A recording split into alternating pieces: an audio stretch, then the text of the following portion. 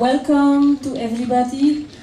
Alors j'ai l'honneur, comme tous les années, de vous présenter la bienvenue à notre exposition de diplômes et à la remise des diplômes. J'ai eu beaucoup de plaisir en premier à me promener dans cette exposition.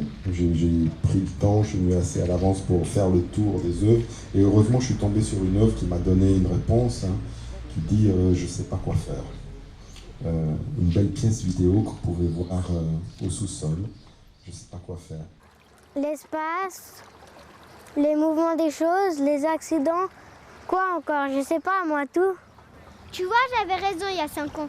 On ne se comprend jamais. Qu'est-ce que je peux faire? Je sais pas quoi faire. Jean-Christophe parle des diverses périodes des artistes. Il parle donc des années, l'évolution de l'art, le regard sur l'art, les coups. Donc il parle des années 50, 60, 70, etc. Et puis après, il arrive, et je pense que ça peut très bien se reporter aussi sur les artistes nés aujourd'hui. Donc il parle des artistes nés dans les années 70. Et après ce que j'ai vu là dans l'exposition, je trouve que ça tient très bien.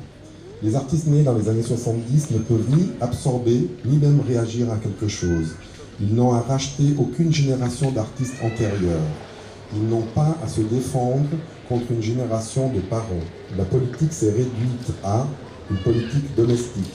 Ils n'ont pas à formuler un coming out sexuel. Leur question pourrait se formuler ainsi: puisque je peux tout faire, qu'est-ce que je dois faire?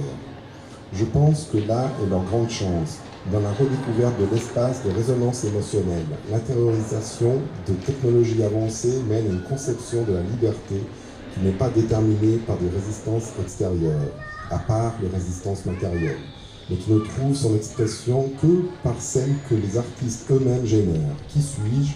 Que suis-je? Pourquoi est-ce que je dois faire de l'art?